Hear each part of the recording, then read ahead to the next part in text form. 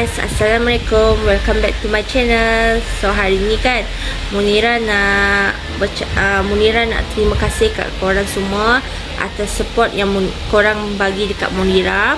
Korang like video Munira, korang komen video Munira, korang watching video Munira, even though Munira punya quality video teruk. So Munira appreciate sangat-sangat korang spend time korang spend time, korang punya masa, korang punya masa untuk watching my video.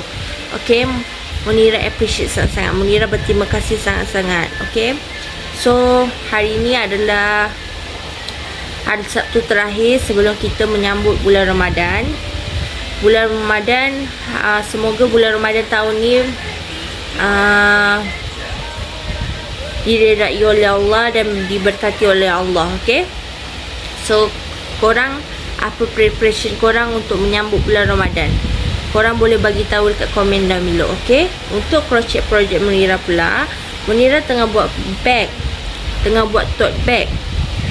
And then benang yang Munira pilih tu, Munira rasa sesuai untuk Munira namakan strawberry matcha latte. Okay, kalau korang nak beli, nanti Munira tunjuk kat korang. Okay, please support me. I really hope. Dia boleh custom made. Korang boleh cakap je nak warna apa. Munira akan buatkan untuk korang. Okay, mungkin Munira tak post internationally. Mungkin Munira post dekat Malaysia saja, dalam negara. So Munira berharap yang korang luar negara boleh bersabar, dan Munira akan buat Munira akan buat post shipping untuk kedai Munira untuk keluar negara. Okay, korang harap korang bersabarlah. And then sorry for the bad lighting, sorry for the quality of video, sorry for the voice of around me, really sorry. Okay, so apa lagi Munira nak cakap ya? Sekarang ni Munira dah sihat sikit. Munira hari tu sakit perut, demam semua, dan Munira alhamdulillah Munira sihat sikit sebab Munira excited untuk hari raya puasa nanti. Bila kita balik kampung, kita akan pakai baju raya, baju kurung, tudung baru, kasut baru semua kan. And then ubat pun Munira makan. Ubat Munira makan teratur. And then untuk mental health Munira pun okey. Munira makan ubat dengan baik. Dan Munira ada baca tentang skizo ni. Munira tahu skizo ni ada sometimes ada bahaya, ada sometimes tak bahaya. Tapi untuk Munira, korang jangan risau. Munira takkan buat benda terkutuk. Munira akan Munira waras lagi. Okey, harap korang faham dengan Munira. Korang jangan takut dengan Munira tau, sebab Munira baik je. Munira bukan cakap besar, tapi Munira memang terkawal lagi Munira punya penyakit. Munira tak cederakan orang.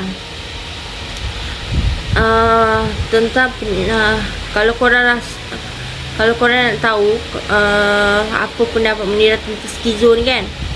Skizo ni Munira rasa macam masa mula-mula Munira dapat tahu tu, Munira terkejut tau. Sebab Munira kata, kenapa ada penyakit ni dekat aku tau. Munira fikir macam tu, kenapa Allah bagi Munira penyakit ni sedangkan Munira elok, Munira waras lagi.